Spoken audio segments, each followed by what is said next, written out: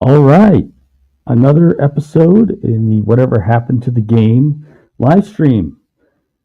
I'm here in Eastern Pennsylvania, Adrian Tepes, and this is my guest, Albeleo, here from Illinois. How are you doing?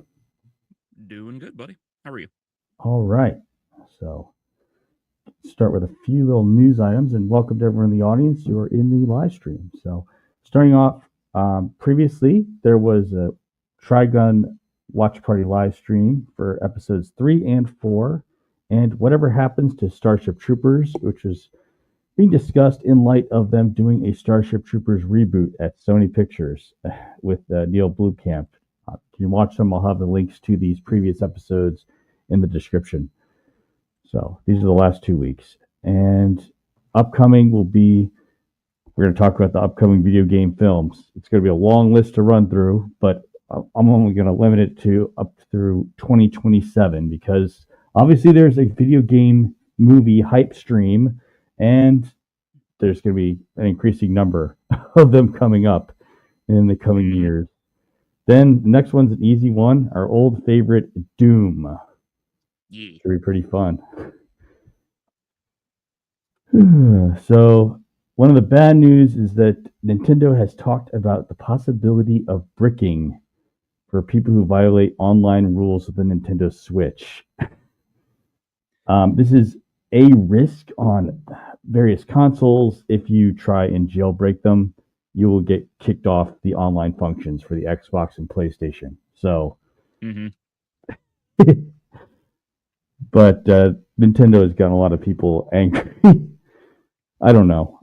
I have a hard time understanding online because I grew up mostly playing video games in the same room as my friends, or in the case now, it's with my own children. So I don't quite understand it. Well, on the note of this and how there's another thing that I haven't quite confirmed, and maybe you know about it, or I just forgot, perhaps. The physical copies of the games that you purchase are not the physical copies of the games. It's actually just a key to download the game. Yes. Oh, that kills my boner. Yeah, it is. And the one case where I'm actually downloading the games is if I'm doing the emulated games. So there's a limit, which I can extend with the SD card on the Nintendo Switch first generation I have right now. But the ones that get downloaded are either the game you put the card in for, or the games you're emulating using the Nintendo Switch authorized retro console emulation. So those get downloaded, but and if you do the download with the Switch card, it is on, so you can play it even if you have no internet connection. But I don't know. I don't entirely understand the online multiplayer world. It just wasn't something I do or what I grew up with. I mostly just played it multiplayer with my friends in the same living room. But and I'm also, the other fine print that I'm reading here is that they shouldn't, is that they don't want you to jailbreak. Yeah, I get I get why they would want to clamp down on it as hard as they do, because Nintendo I mean, we've gone over this before. Nintendo doesn't have copyright law and everything in the same way that we do. So they will go after all kinds of people all the time. This is why even streamers who promote the game through playing it have such troubles. And I get why they would want to then protect, their systems. But realistically, they're not these last two steps are very difficult for me to want to purchase a Switch at a Switch 2 at this point. Yeah. Like I was considering streaming Metroid, the whole Prime trilogy in particular, because I was hoping maybe in the near future I would get the Switch 2 to do Prime 4. But if I'm not gonna do anything with my system, so like I have no fear of it getting bricked. It really irks me that you don't actually own the games. Oh yeah, like it's that not like Nintendo that one Wii. pisses me off to no end. It's not like Nintendo Wii. Like I still own a Nintendo Wii. I put the discs in, I play it. Now, of course, the online function for the Nintendo Wii is gone because it's obsolete. It's very obsolete, but I still play the discs in it. Mm-hmm. So yeah, and the funny thing about these Switch games is they could technically be held on discs because the Switch games aren't as don't involve as much data as the Xbox or PlayStation ones do. Mm-hmm. So I mean, yeah, it's more expensive to get a disc compatible PlayStation or Xbox, but you can play older Xbox and PlayStation games using that with the disc reader. So yeah, Nintendo isn't making some very necessarily brilliant decisions. So going on, this is the recap. So these are all the remasters they've had so far. Mm-hmm. So Anniversary 2019, Advance 2021, Dominus 2024.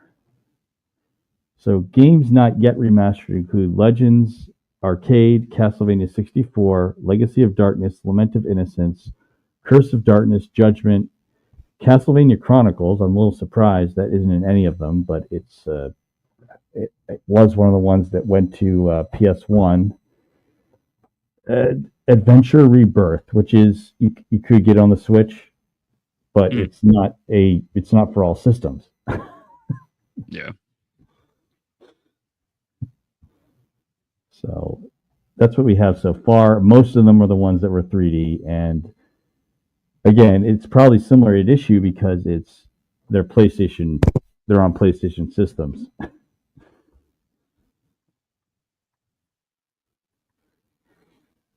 Yeah. Well, I'm just glad that we have the 3 collections that we do, quite frankly.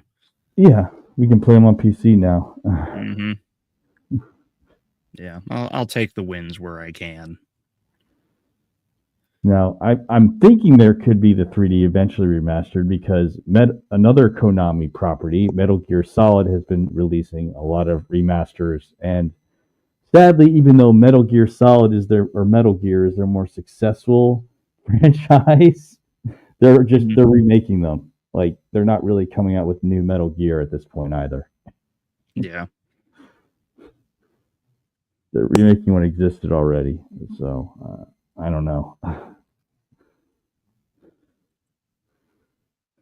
So this is the first 3D Castlevania 64, and I'm released January 26, 1999. So it's a little odd because most of them are released in October, November. Mm-hmm. Yeah, usually around that like Halloween time period. Right. Now, there are some exceptions. Super Castlevania 4, that, and Symphony of the Night are those because, okay, so Symphony, its first release was in March, but it took almost until September, October to get to North America and Europe. So its initial release wasn't close to, but it was spread out over a while. Yeah, but I'm pretty sure Japan doesn't have the same sort of Halloween time frame. Well, no, it's from All Hallows Eve, but yeah, so it goes into the kind of religious element of being that we go kill Dracula, and at night we're supposed to mock and scare away evil spirits, that kind of thing. Yeah.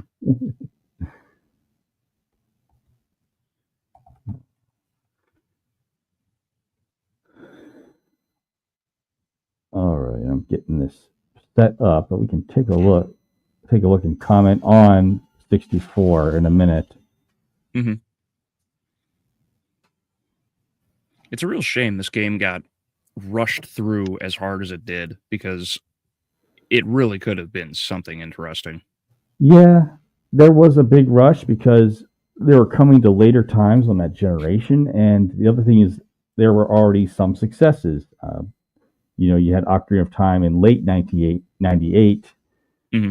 You already had Croc Mario 64, so more or less you had some other cases where you had a head start on you. Yeah, and the fact that they didn't, they did not know at all how to do anything in 3D, that must have really driven them nuts. It did. Like I'm pretty impressed by how well of a job it is, considering how quickly the development cycle was. But oh yeah. So there we go.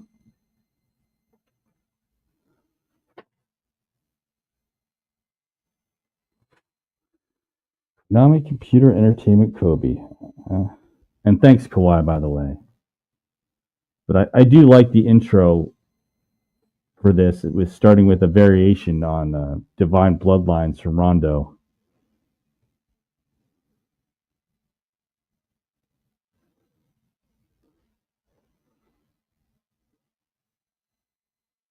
I love the violin intro when the kid comes in and starts when the kid starts playing it here and just here. Yeah. It's a great way to start it, and it's foreshadowing and teasing you all at the same time. Mm-hmm. So here is where we kind of begin. I'm going to skip to at points. But the interesting part here that changes slightly is that you can also use use the sword on your belt. Couldn't really do that in previous games, but it's interesting because it's kind of like a I guess you already have sub weapons, so it's like a tertiary weapon. If someone's getting close, you could just pull it out, take a swing, and not have as much intermittency as your whip. Yes, it's much quicker than your whip. But that's range. That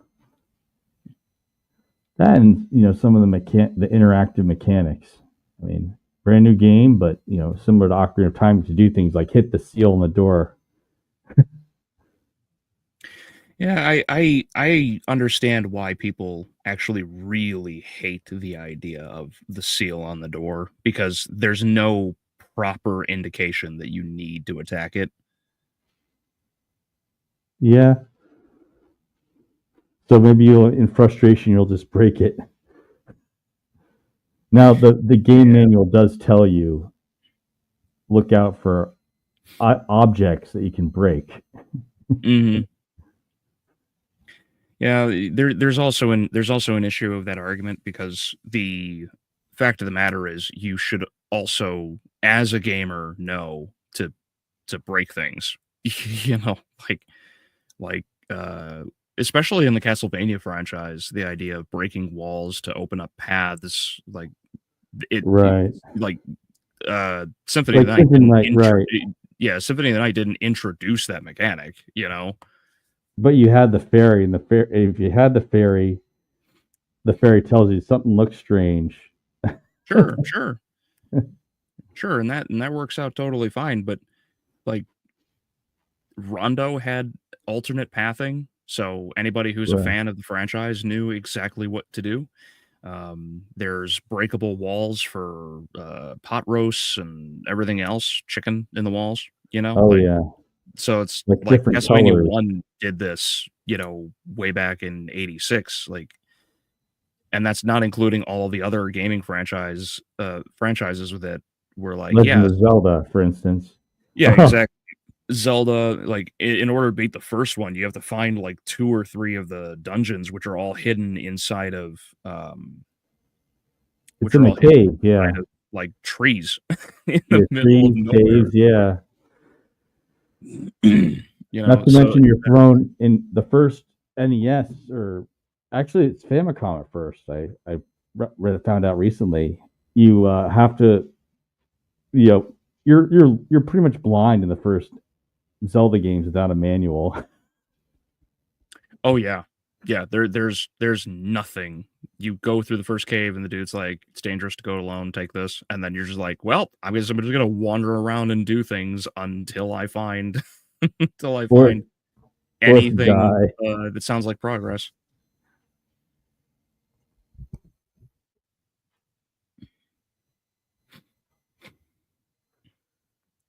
Hey, good morning, Alex. How are you doing? So we're Hey talking Alex, right now about Castlevania 64. yeah. Hey Alex. Hey Chaos. How you guys So, doing?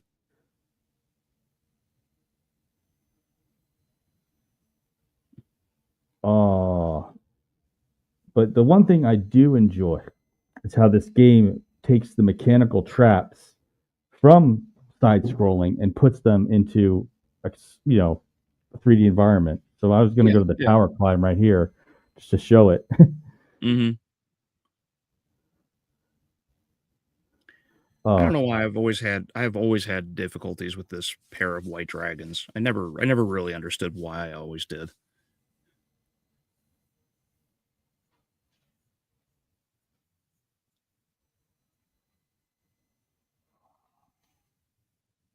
But yeah, so I would love to see this game in the 3D collection. Frankly, I think the whole 3D collection should have like every Oh, game that was 3D, I shy wish of the the Shadow franchise. no, I wish the emulation for the Switch had this in the N64 games. Not yet. It doesn't have it yet, but it should. Mm, I mean, they have yeah, Legend of Zelda games. Dang it, why not? yeah, which And is I'm pretty funny sure. because like Castlevania is so wildly popular even now. You know. Oh yeah. I mean, it has a niche for people who want to play it because of how difficult the games can get. Mm-hmm. But I guess that's true with Legend of Zelda at times too. But I think part of it's the fact that it has to do with, it being like Legend of Zelda is a very much a Nintendo product always. Yes. So I don't know. I'm betting when Switch 2 does the downloadable GameCube games on the store, what they're going to do is that one of the first ones is going to be either Wind Waker or the Master Quest version of Ocarina of Time. Mm-hmm. I'd be surprised if that wasn't among the first. That and Mario Sunshine. I I don't think Sunshine was actually on the list. Am I wrong about that? I No, know. I'm going to go look and see what they're promising for the GameCube part on Switch 2. But Mm-hmm. but it won't be long. I mean, the main focus is things that Nintendo really has the solid, hard, dead to rights on the game for distribution. Mario is Mm-hmm. that way. Legend of Zelda is hard, dead to rights for Nintendo. Yeah, yeah. So this is it. You got to watch out for those guillotine blades if you can. Mm-hmm. Yeah, it's just the Shadow Temple all over again. Yeah. Angry Video Game Nerds said this game was terrible because of the controls and speaks in rhymes to tell you what to do. I have less of an issue with the controls compared to the camera angles. Like here is one of the best parts for camera angles in the game because it's following you from behind. But later on, when you're in an open, say, arena, the camera angles can go all over the place. Mm-hmm. Yeah, I get what Nerd is talking about when it comes to controls because the controls are not as intuitive as they could be, uh, especially in the case of like grabbing ledges and whatnot. But I don't, I don't know. I also don't think that the Wii has bad controls. I I never had any issues playing any like old Wii games with the Wii motion. Never had any problems. I like I always thought like anytime it comes to controls and people saying controls are bad, I always take that with a grain of salt. Um, I don't know. Maybe it's because I have a few years of experience with this game, but I don't have the same issues a lot of people have. Right. And not only that, but after this one, you had the two joystick system, even for the GameCube, where you had the yellow D stick and the directional stick on the other side of the controller. Xbox did that. PlayStation did it with their analog mode for PS2 and so on. So, the N64 kinds of controls, they got, they were once in a lifetime thing, and then Nintendo said, "Nah, let's just do what everyone would be familiar with, and follow our competitors' lead." Yeah, and Nintendo's not exactly the brightest. They're not exactly the brightest when it comes to certain decisions. Right.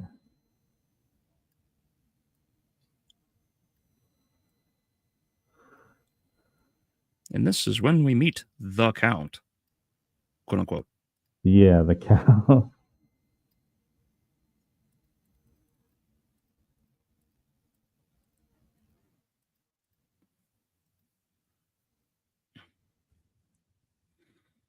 All right, so I'm going to just try and get to something that shows what I'm saying about when it comes to camera angles, because that was the part that really irritated me. Mm-hmm. Well, the behemoth with the full body, that boss battle irritates me. Here it is. See, this is when they finally show a behemoth that isn't half a body, but has a whole one. But the camera angles are perhaps the most annoying part of this. Mm-hmm.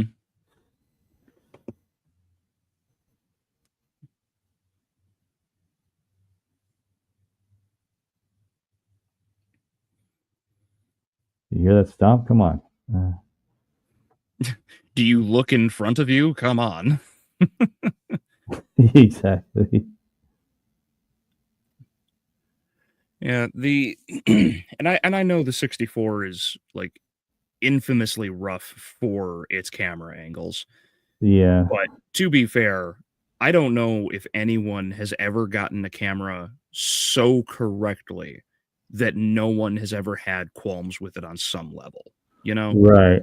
Like for as great as Dark Souls is as a franchise and as individual games, that camera will screw you up so badly. And a lot of people just give it a pass, which is kind of nutty. Right, more or less. And I'd like to stay more on this, but I got to get into Legacy of Darkness. So this is just the point I was going to make.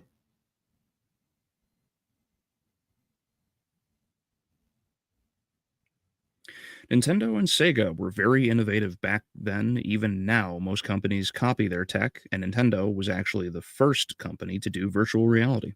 Yeah, the Virtua Boy. I remember that. But I mean, I saw it. It's not exactly virtual reality. It's you looking into playing a game in the first person through the goggles, like tennis. Or was it tennis or ping pong they have where you're looking into the headset? I'm pretty sure it was Wario Tennis. Yeah. Oh, Wario Tennis. Okay. Yeah. But I mean, they tried. That's what I'm going to say. They tried.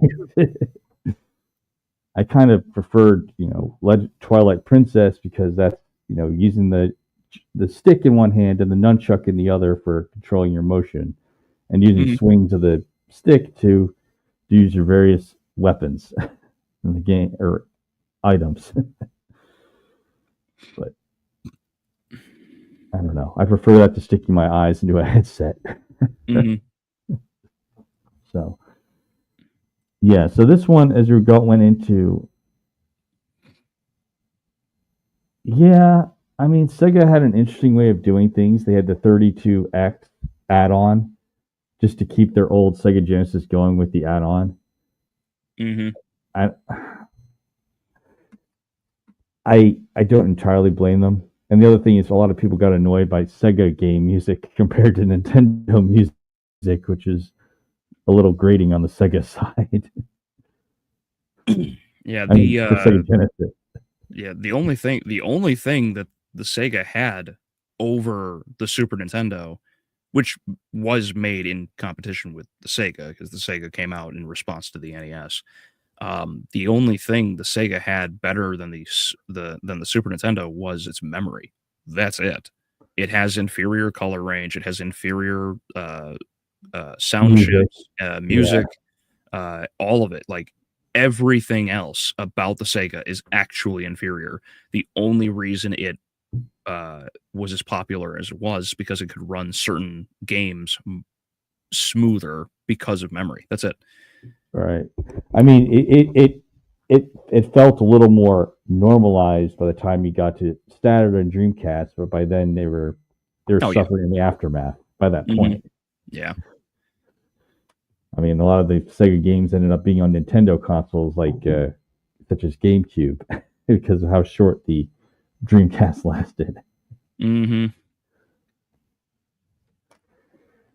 So now we're talking about Legacy of Darkness, and I won't do too many things about this one, but it's not a one-to-one entirely. There's somewhat changes in the outfits, and there are some extra parts of the castle added that you go through first with the Cornell campaign, and second with Reinhardt or Carey, and there's the Henry.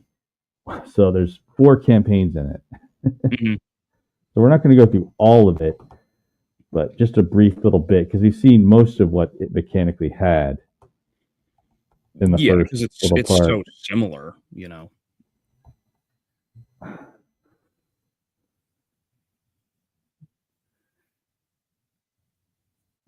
Yeah, kind of a shame Cornell didn't make it to the main timeline, but it is what it is, I guess. Yeah.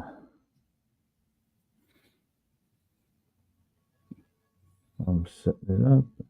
And again, like at this point, basically everything that was a part of the main timeline, or I should say, just isn't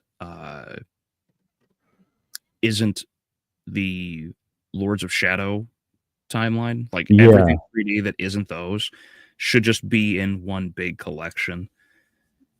You know, even Rondo, honestly, even Rondo or not Rondo, Chronicles, Dracula X Chronicles probably should be put in a 3D game, even though it's just 2.5D. Just to give 2D fans something if they don't have it, and that's more of what I'm saying. Is that something to taste of the classic games if they want to try it. Yes. Have you ever heard of this old anime called Space Adventurer Cobra? I have not. So yeah, you have most of the same bosses here. In the case of Cornell, Cornell's broken. Like his stats do not really change if he's in wolf form or if he's in regular human form. Oh, really? Yeah, he has the same attacks, like same damage, but I mean, it looks good. Now they do it differently in the game mod for Vampire Survivors DLC. Okay. Because the wolf mode is simply saying that Cornell has leveled up a whole lot, so now he's a wolf. And his wolf powers are pretty ridiculous if you combine all 3 of them.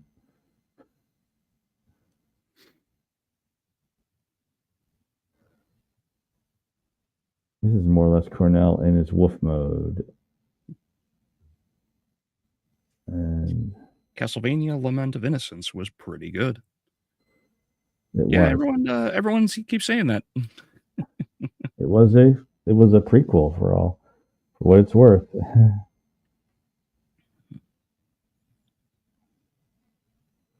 Yeah, something changed. There's a what was it? There was a my lady and I, the queen and I, we went to we ended up going to a retro game store that had all kinds of different games, new, old, etc. And it had I didn't buy it because I don't have a working PS2 just yet, but they had Lament of Innocence in the box, like in the case with the manual. Oh, that's good. I should have bought it just to like prep having it, but it's nice that they had it. Yeah. So More or less, it adds campaigns. It also adds bosses like the Spider Queen or the Water Serpent from Rondo of Blood. Also shows up in this one as an extra boss. Yeah, at the beginning, because you take a boat over to the island. Yep. Because Dracula decided to go with beachfront property this time. Yeah. He's like, On you know, the maybe lake beach. not a bad idea. More or less. But yeah. So we're going to talk near the end about how we feel that Legacy of Darkness in 64 should be released. Mm-hmm. So Castlevania Resurrection. Now, this one is a little different. I can't get it to show on YouTube, so I'm going to try and upload it, stream it on here directly. So I'm going to show it. But the whole idea is that it was canceled. They have concept footage. So it depends on how much of the assets they've decided to either keep at Konami or go full deletion mode on them. I don't know. Mm-hmm. Or someone could just do a fan mod. I wouldn't care because I'm playing fan mods like Simon's Destiny, which is a obviously a Doom mod. Mm-hmm.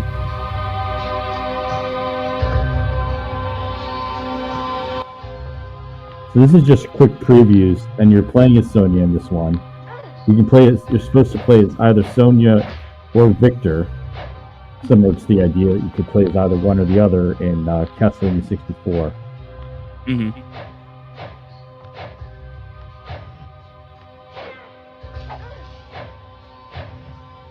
Looks very Tomb Raider-esque. I mean, 1999, so go figure. Yeah. I like how it looks. It doesn't look bad for the time. I also, I really like the details on the textures, the skins for the terrain and everything. If somebody, I'm sure somebody might have it somewhere in the internet, but it would be cool to see somebody doing a fan mod of this in the same way they did it for Resident Evil 1.5. Oh yeah, they have. I mean, there are people who are making mods using the Unreal Engine right now. Mm-hmm. So I can see it being done. I mean, they could not GZ Doom, but I'm sure there's another, similar open source game mod engine out there that could be used. Yes. Do you think they keep doing the female Belmonts dirty? First, Sonya becomes a non-canon, then Julia, Richter's mother, gets killed in her introduction. Oh, yeah. Yeah. Which is funny because it's not like Castlevania has ever really done its female characters dirty. They just, it's like Julia being decanonized. There's at least still a fandom behind her. Like, people want to see more of Sonya Belmont. Like, that's totally fine. Julia, on the other hand, they should never have done what they did. It was completely pointless because they take... Oh, he went through the wall.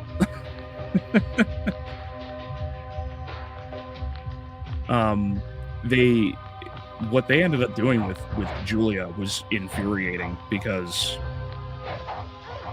ultimately, it doesn't actually lead to anything. They set up the first part of Nocturne sets up Olrox as not only a main antagonist, possibly the main antagonist, because Olrox wants to take over Castlevania. So when we fast forward to the French Revolution and everything else is going on, and Olrox is very clearly at odds with Ursula. Julia, yeah. And Ursula too. it's, you know that they're not going to commit to it because, you know, hey, look, we have a gay Aztec representation. So you know all of a sudden he won't even physically be harmed past this fight. I mean, it's interesting, Albeleo, and to the audience as well, because the one time they did an anti-establishment vampire, and it was really well done, was Blade. I mean, you had Deacon Frost. He didn't like what the purebloods were thinking about for their plan. Yeah. And he decided to make himself be the one in charge. Yeah, exactly. Like they didn't go this route. Not that they have to, but it's more of a commitment issue.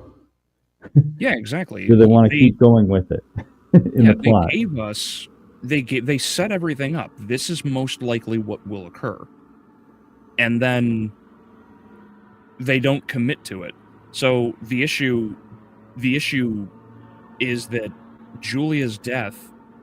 Julia probably gets treated the worst out of all the female characters in the franchise because her death is literally in vain. It does nothing.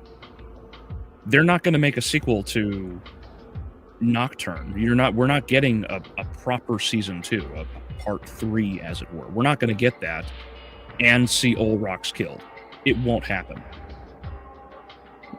More or less. You know. I mean, I'm just saying it's interesting because Blade was, 1998, and they did it pretty straightforward with Frost. Mm-hmm.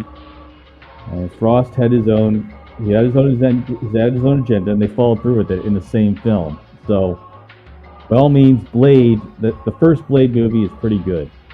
The other ones aren't quite as good, and they sidetracked Blade as a character. The third one. Oh yeah. The third one is infamously rough. More or less. So, I mean, if you want to watch a good movie about vampires and having their own internal conflict, that's what the first Blade movie is, as part of the plot. Mm-hmm. That, and it's Wesley Snipes. Oh yeah. Yeah, there'll only ever be one Blade. Exactly. So Chaos, I'm using less and less of it. I mean, it's more or less I have recording, and I just find that voice conversion works better by far than text to voice by a long shot. I mean, voice conversion actually carries over your voice a little bit, carries over some of the inflection and emotion. So that's what I'm going to do. I mean, and I might even do even less of that. So I have better microphones for just recording sound into a video. So my most recent long form video was just my voice. That's it. Now, AI, I mean, you're not going to have a world with zero AI. We'll all use some measure of it in editing video. Like making your voice sound better, but that's about it. Generative AI, it's redundant and it's more of a brainstorming than any kind of creation. That's all I have to say. Yeah, I am mixed on the opinion. I like what AI can do. I see a lot of really negative potential. So, I don't know. We'll see how things continue. I mean, my summary for it, Albeleo, is that AI is like a hammer. It's up to me to pound the nails into the holes. Agreed. Or into the wood. And it's interesting for looking up trends. Oh yeah, I'm doing great, Eldritch Lord. So I changed my live stream for Skies of Arcadia to yesterday because this week is like busy for Thursday and Friday for me. I've got a trip to do on Friday, but I'm pretty sure Albeleo will be playing some Doom. Yep. Yeah, tomorrow, if anyone is interested, I am continuing Doom Classic, and I'm doing No Rest for the Living. Oh, good luck with that one.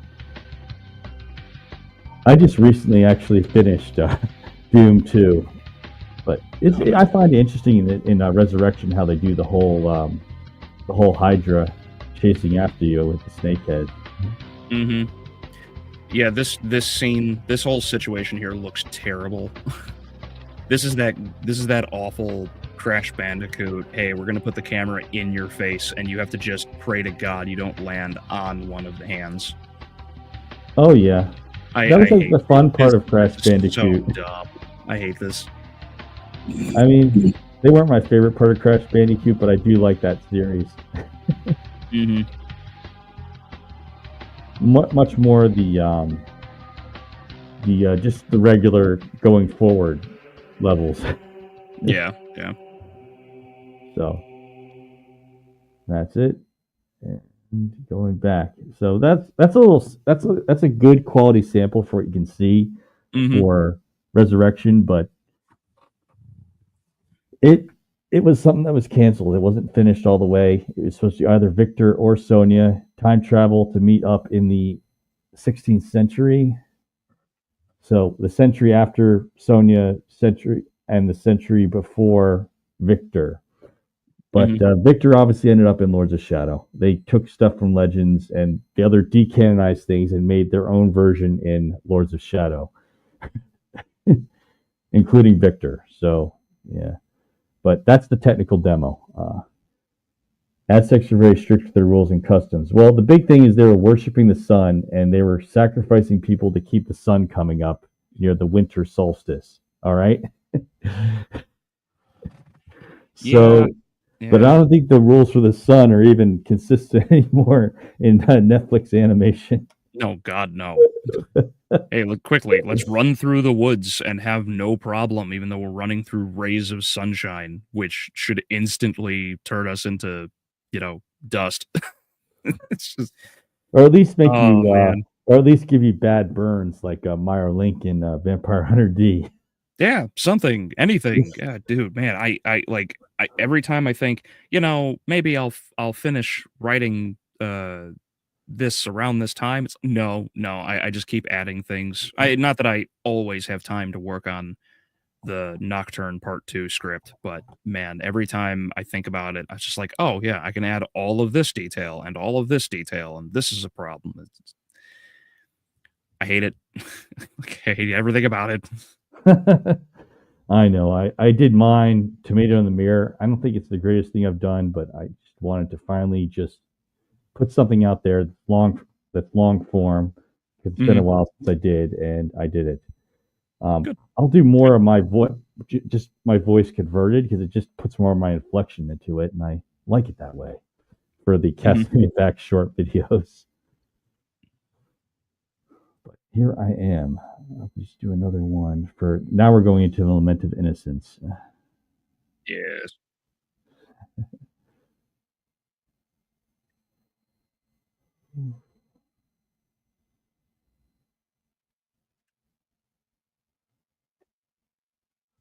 Perhaps my favorite song in the game is Going to the Laboratory. Okay. A lot of old, like 80s, 90s music vibes.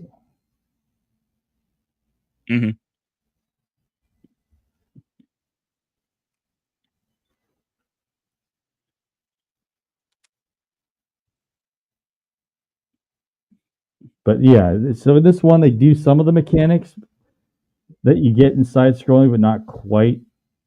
I mean, it's not like it's not as easy to fall to your death in this game. It's mostly, how would I say it? Not Final Fantasy, because it's not turn-based, but like Devil May Cry, maybe? Similar. I mean, it's a similar time frame. This game basically established DMC, right? Or do I have that reversed? Well, they were coming out with their early Devil May Cries at the same time as these 3D Castlevanias. So yeah, but didn't they develop this game first, but then took the idea and ran with it to make DMC? And this came out after DMC, or do I have that reversed? I thought Devil May Cry was more along 2002, but the mechanics in this one they add to the game, which they use many times after this, including Lords of Shadow, are the perfect block, lighting yourself up, which was something you could do in both Rondo of Blood, with the Holy Flame technique. You could use it in Rondo of Blood and in Legends. Mm-hmm. Me. First Devil May Cry. First game. Let's see.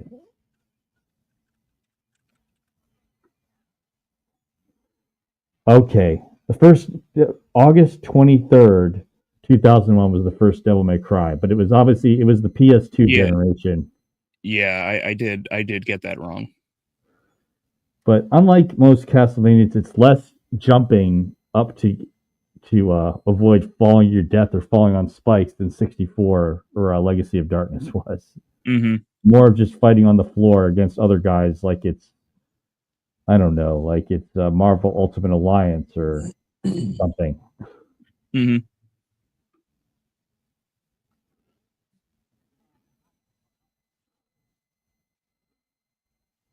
So now we go to Curse of Darkness.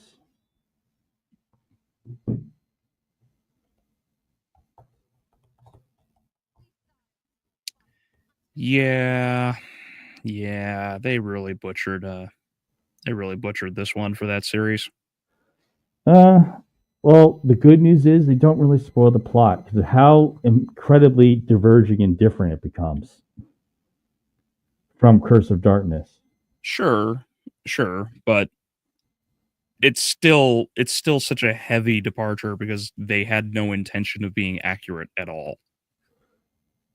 More or less. More or less.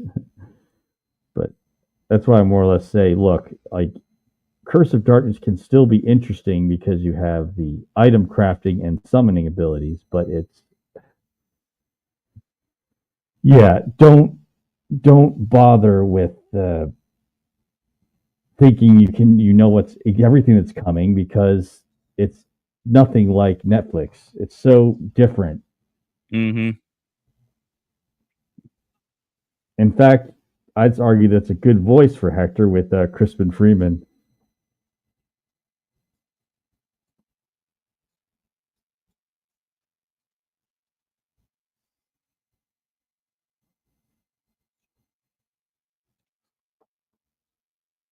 You know, it's kind of funny. The PS2 game, like as a PS2 game, doesn't look terrible.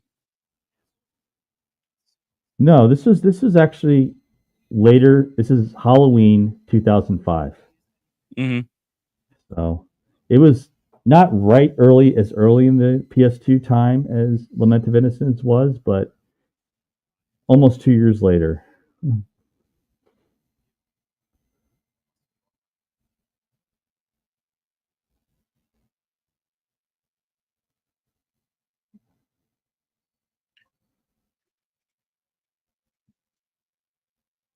So this is your first summon that you get in the game, but that's more or less what you do. But no, it's you're no longer a whip wielder as Hector. You're mostly just a melee weapon wielder at this point. Well, I mean, you're a sword wielder. You're still a melee, right? But you also get spears and Mace class is also axes, so that much. But you have it so you summon and your summoned creatures evolve based on what weapon you're using while they're out and with you. So if you're using swords, you're evolving them in the red color. The special is white. The the fist weapons are yellow, and green is the spear weapon. So you have different kinds of evolutions they can take depending on which kind of weapon you use while you have them summoned with you. I do like that. That is interesting. And they also have different abilities too. Like this one, so when you get the fairy, they can only heal you, but they can do other enhancements such as invisibility, temporary barriers.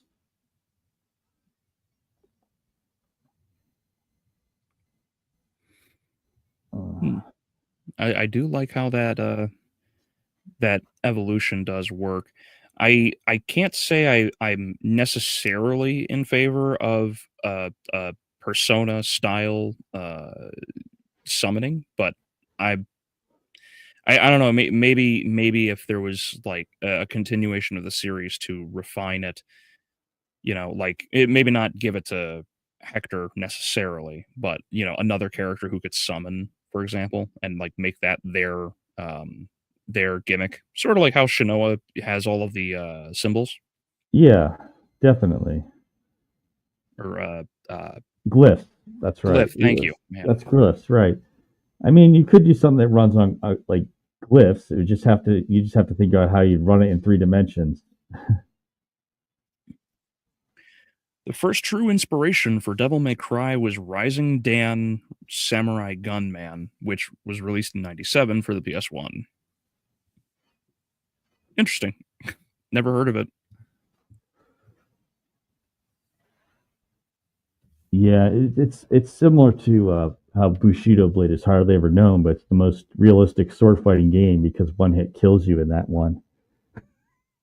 Yeah, I forgot like how extraordinarily hard that game was, because I have the first Bushido Blade for my PS1, and man, yeah, I forgot how hard that was, because you're just like dueling and then you get poked and your character starts limping or they can't use their arm and you're like, well, I forgot.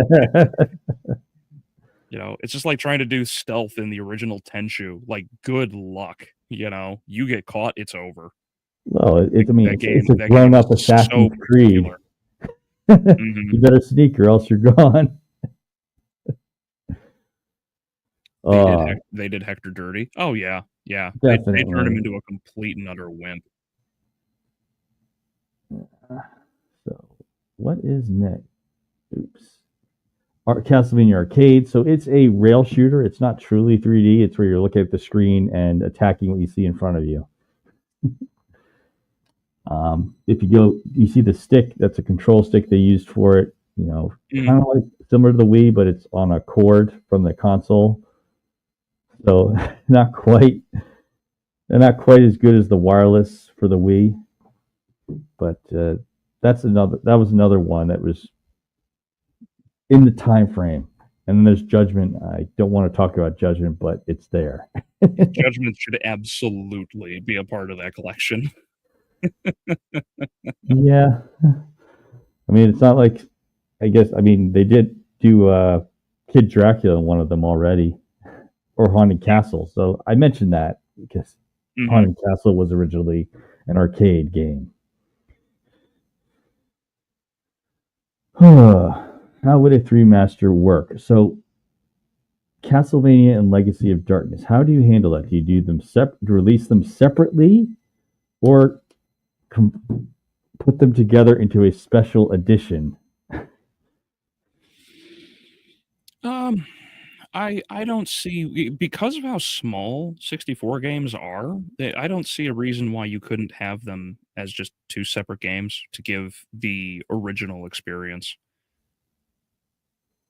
Like that's like the big argument I have against remakes and remasters, is that a lot of quality of life things are added to the game to make it better, which is fine in the case like Warcraft 2, for example, on GOG. That's the BattleNet edition, so you have control groups. They're not visible, but you can use them. And that works because it's a little quality of life thing that actually improves the speed of the game, and players can, transfer more of the newer knowledge to back then, because you still have to manage certain things. If they did like a special combined edition of this one, that would be my fear, is that they change a lot of the things retroactively and it might not necessarily work. So I personally would want to see more of the original experience in that regard. Yeah. I mean, the way I see it is, we've seen the Dominus Collection, the Advance, and they do it as this setup. So, which one of these games do you want to play? And that's not new. That's similar to previous remastered collections. Even the recent Command and Conquer remaster, which I got last year, and it's interesting. It's like choose your game. You want to play Red Alert? You want to play Tiberian Dawn? Yeah. What is your idea for bonus content in this collection? Oh, for me, I would like to see. I would like it if they could have saved behind the scenes features as special features. They've done it in a number of the more recent remastered collections, such as Metal Gear, where they have interviews with the development team on how they made Metal Gear Solid, Metal Gear Solid 2, and so on. And if they're a good, thoughtful company at Konami, they would at least have some archived footage and they'd release it, to say, okay, this is what was going on when we made Lament of Innocence. This is what was going on when we made Curse of Darkness, and so on. Yeah. Okay. Yeah, it would be nice to have that GameCube, PS2 era of bonus content with interviews and everything come back. Oh yeah, that was a fun thing to get off the games. I remember playing. I do remember playing James Bond: Everything or Nothing from 2004, and they had a whole line of video where you got to see the various people who voiced the characters and some of the behind the scene motion capture they did for Willem Dafoe, Heidi Klum, Pierce Brosnan, and so on. Mm-hmm. It'd be interesting if they had some, various footage like how they were voice acting their lines. And I would like it if there was, if they had achievements in it for scores, because they do that in a lot of these remastered collections. Mm-hmm. Do you also find it kind of funny how Marvel keeps trying to push for diversity, since almost every character that dies in its current phase has been a minority? I mean, for Marvel, the big thing is they aren't going to reboot it. So they have to somehow keep filling in gaps for various characters that are retired from the MCU. Mm-hmm. So Yeah. Go ahead. No, it's so they have to rush in a new character with a new actor, or at least someone who's been around but wasn't a main character yet, and they rush it. And the rush, it doesn't feel as the same kind of introduction you had in previous films because they're rushing to the next event at this point. So go ahead. I don't necessarily know, because it's really it's an oddity, because so many of the characters that are introduced are, of course, diverse, like they are minorities, sure. And it's like Marvel has to quietly try to figure out what to do in certain situations, like how they got rid of Taskmaster and Thunderbolts, right? Yeah. Just dead, gone, over. They move on from her very quickly.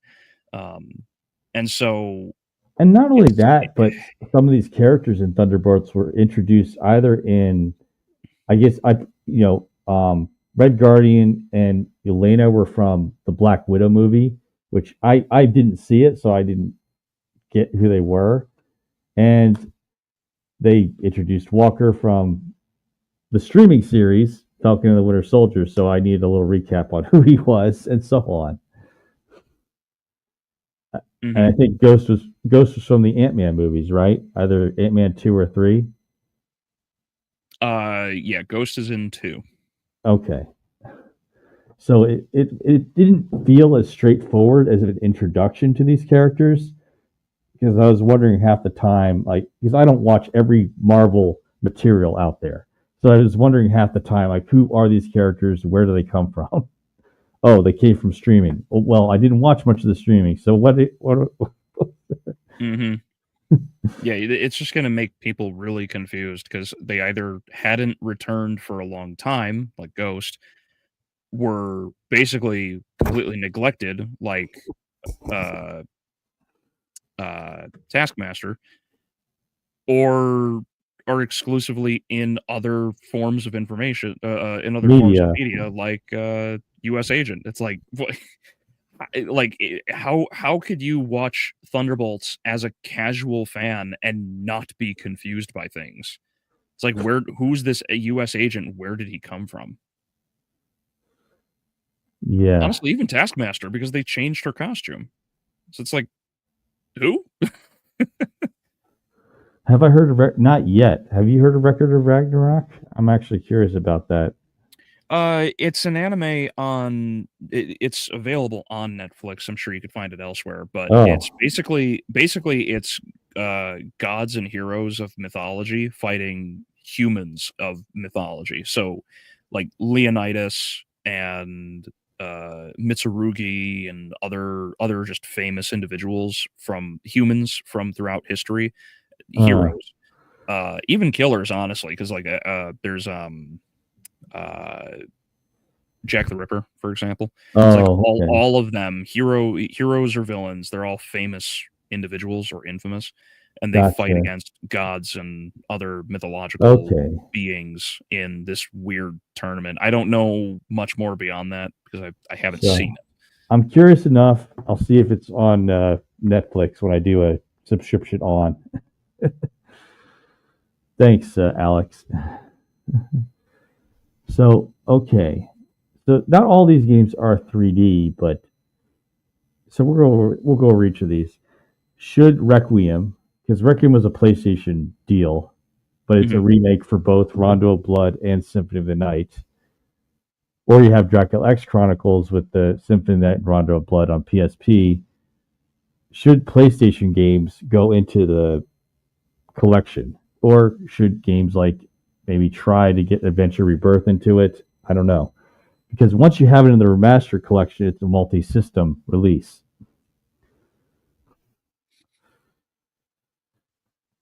Yeah. Yeah. I like the idea of releasing it basically as like an incomplete demo.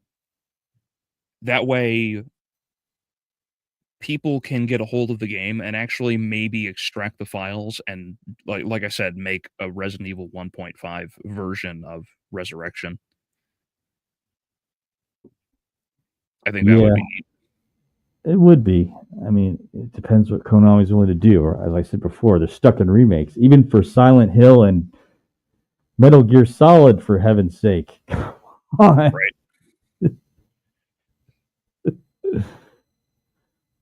I mean, I'm just saying Metal Gear and Silent Hill because those sold more than Castlevania did, and they're remaking them. So I don't know what to say. Mm-hmm. I mean, you can't stay on nostalgia forever. Even your audience who enjoyed them as children, they get older. Right. More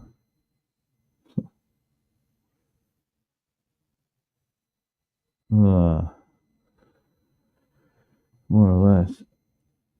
So it's been interesting. I do feel that maybe put one or two out of the 5 that haven't been in a remastered collection yet in there, even though they aren't 3D. Like maybe do Adventure Rebirth and Legends, or do Requiem in the collection as well. So, I mean, my wish is that they just complete it. Just do the rest of them because there aren't that many that haven't been remastered yet. Yes. Yeah, and like I said, I mean, I suppose the Requiem thing would be fine because if you get you get Dracula X Chronicles, which is 2.5, it's still 3D, but it's 2.5D, so people get a taste of Classicvania. Of course, Symphony would make it way more valuable, but I don't know if you would want to go through and put Symphony in there, because if you save Symphony for like an Igarashi collection or something, like I don't know, maybe I'm just wrong. Maybe you do put it in there as the Requiem set, because I don't know tough, Albeleo. I don't know where else you put that, because Dracula X Chronicles would come with Rondo of Blood. I mean, they're in a position where I just feel like just do the rest of them in the same pack. You can do a later remaster because it's like, okay, let's look at it. Requiem is 2. If we count Requiem as 2, Legends, Arcade, Rebirth. So 2, 3, 4, 5. There's like 5 left other than the 3D games we mentioned that are just not remastered yet. Yeah, so it would be Castlevania 64 and Legacy, the werewolf one. You have Lament of Innocence, Curse of Darkness. Oh, Legacy of Darkness was right. I always get those two confused because I'm an idiot. Judgment, the Incomplete Resurrection, and then I guess the Requiem set. It would actually it would not only make it the biggest collection just by sheer volume of data. Symphony of the Night alone would make that collection sell. Oh, and because Dracula Chronicles is in there, you could toss in Rondo of Blood and Dracula X if you really wanted to. You could, yeah. You could. Because I mean, they did Rondo of Blood. They did Rondo of Blood in the Anniversary collection, but but it's just that we're at an odd point where you would, on one hand, you would make it the biggest remastered collection in terms of the total number of titles in one, but at the same time, you're so close to having them all remastered, and you don't want to, not leave some of these out because eventually that would be like, okay, this is just the leftovers. There's hardly any to put in a single collection. It's a dilemma.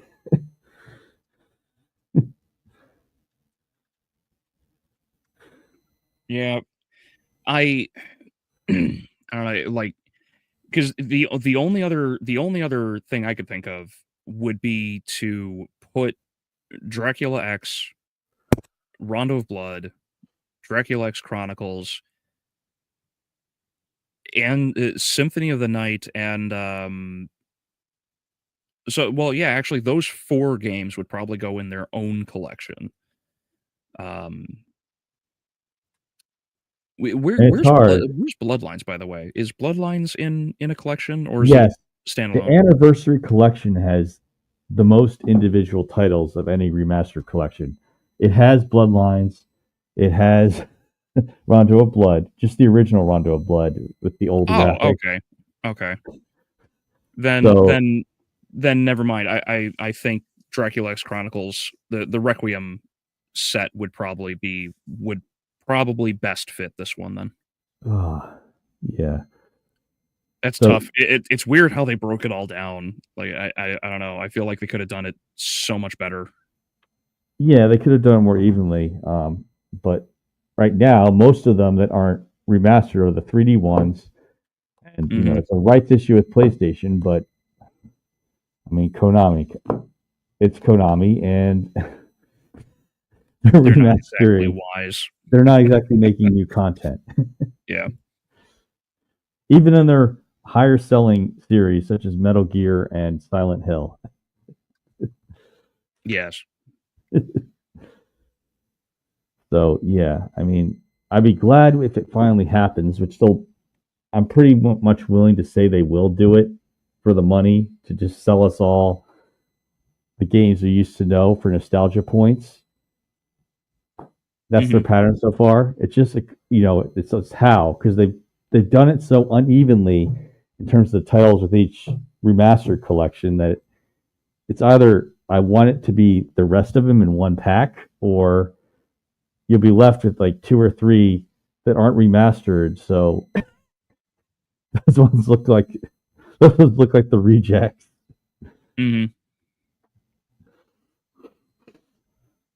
But either way, I really look forward to it being available on multiple platforms, including Steam. So it's quite the conundrum, and it's quite the dilemma as it's left. So coming up later, talking about video game movies next week. going through all the movies that they're coming out with in theaters up until 2027. Boy, did I ever call that one too. Uh, That video games were going to become the next thing after Marvel died. well, I mean, think of it this way: you have Sony Pictures. They've got copyright or film rights with a lot of video game IPs. You've got Universal. They've got the rights to Mario. Paramount has the rights to Sonic. Warner Brothers has the rights to making Pokemon movies. So it's a perfect storm, and they're all competitors of Disney. So wait, who distributed Minecraft? Because they got a decent amount of money off of that one. Let's see. I don't remember. Let's see. Minecraft. Let's see. Who is it? Minecraft movie Oops. Warner Brothers. So Warner Brothers got a lot of money on Minecraft as a movie. It depends on how much that makes up for the many losses, but they did. So Warner Brothers has Pokemon and Minecraft for making films. and Sony is doing a cooperative effort with Nintendo to make Legend of Zelda. So Universal doesn't have all the film rights for Nintendo IP. But it's going to be a crazy ride. And they're also making a Five Nights at Freddy's sequel. Like, what the heck?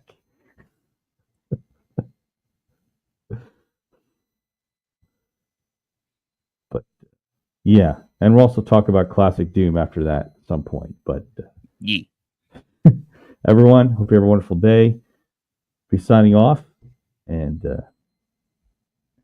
until we meet again, farewell. Have a good day, everyone.